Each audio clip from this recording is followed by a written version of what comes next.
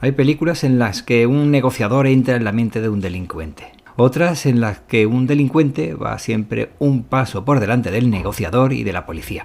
Para mí no son más que películas, por lo que se ven con cierta distancia. No es más que un espectáculo, no hay que olvidarlo. Hola, esto es Diario de Argifonte, el diario sonoro de Víctor Gabriel, y ahora comienza un nuevo episodio. Primer trimestre de 1993. Waco, Texas. Se produce un tiroteo en el interior de los Estados Unidos. Otro más fue conocido como la masacre de Waco, o el asedio de Waco. Se trató de un asedio al centro de culto de los davidianos en el rancho Monte Carmelo. Rancho Mount Carmel Center, un lugar donde se almacenaban armas ilegales. Estoy viendo un documental y no dejo de sorprenderme, no de cómo se expone, de los hechos o del desarrollo, sino que la figura del negociador en momentos era menospreciado por el resto del equipo, en el que más de uno actuaba o pretendía actuar como un pistolero del lejano y salvaje oeste. Las valoraciones de los negociadores, décadas después, no terminan de ajustarse exactamente a aquellas declaraciones y a aquellos hechos que ellos decían que había sucedido. Al menos era la impresión que me estaba dando a mí. ¿Negociadores especializados en sectas religiosas? Pues me parece que no. Eran negociadores para cualquier eventualidad que pudiera producirse. Sin embargo, me daba la impresión de que no estaban preparados para ese nivel de preparación o especialización, quizás. Por lo que se explica en el documental, se explica y explican ellos mismos. Trataban desde una visión equidistante o lejana. Bueno, había un momento en el que se notaba cierta superioridad moral ante el trato que se le estaba dando y no comprender la situación real en la que estaban, sino que no eran conscientes, o parecía que no eran conscientes, de que había alguien que tenía en sus manos la vida de muchísima gente, que estaban incluso estas personas dispuestas a morir por su líder. Me da la impresión que 30 años después no hemos aprendido. Da lo mismo que se produjese en 1993 o bien se impartiese justicia infinita para luchar contra unos locos a los que hacía no mucho se les alimentaba y armaba. Bueno, hasta que volvieron otra vez a considerarlos amigos, unos 20 años después. Voy a poner un ejemplo de lo que digo.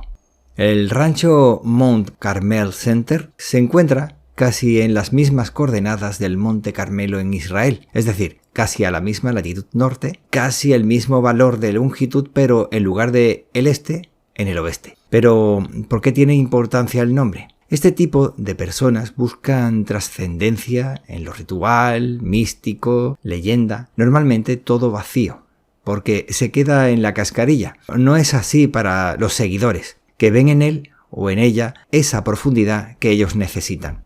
Esta cascarilla puede ser muy elaborada, pero que se cae cuando se dirige a gente que no son de su secta. El líder de esta secta hablaba en una clave bíblica, milenarista, apocalíptica, un personaje que se consideraba el Mesías, el mismo Dios hecho hombre. Pero cuando hablaba al público televisivo, hablaba en otra clave, la de un ciudadano americano, creyente, que defiende la tenencia de armas, etc.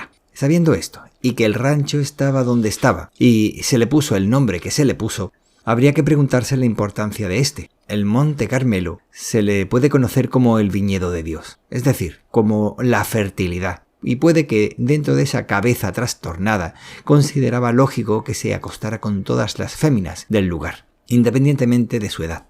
Pero además, el Monte Carmelo era un lugar santo, porque el profeta Elías demostró, vete tú a saber cómo, que Yahvé es el verdadero Dios. Este personaje empleó la situación del asedio para revelar ante el mundo como el nuevo Jesucristo. Sería el segundo advenimiento de Cristo, donde se corregirían los errores y se restablecería la cordura. Esto allanaba el camino para el juicio final, donde todos se ponen en manos de Cristo, en manos de este individuo.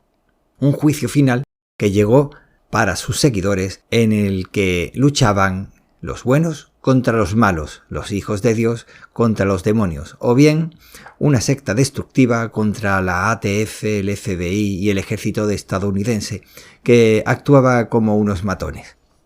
Además, en este monte, el de Israel, estaba un altar para sacrificios a Dios. Que mejor sacrificio para ellos que morir por su líder, por su idea distorsionada, colonizada mentalmente por su amado líder. También en el monte, el original, hay un mausoleo de un profeta, y en este caso tenía en su cabeza este líder que el rancho sería el suyo. No debemos olvidar que en el valle, justo al lado del Monte Carmelo, se desarrollaría la batalla de Armagedón, por lo que el Monte Carmelo sería la fortaleza espiritual. Imagínate, solamente el paralelismo, no hace falta dar explicaciones. Con Armagedón no me refiero a ir a un meteorito a hacer minería espacial para salvar el mundo, sino a la forma que tiene la religión de referirse al fin del mundo o al fin del tiempo. Sí, final del tiempo, pero resulta que 30 años después se continúa hablando. Me temo que no se toma en serio muchas veces las señales para conocer hasta qué punto puede llegar esa secta o cualquier otra mientras va operando y muchas familias alertan. Se deja hacer sin pensar en nada más que en las únicas 8 horas de trabajo que tiene que echar el que se tiene que encargar de observar y vigilar que estos grupos no sigan destruyendo la sociedad.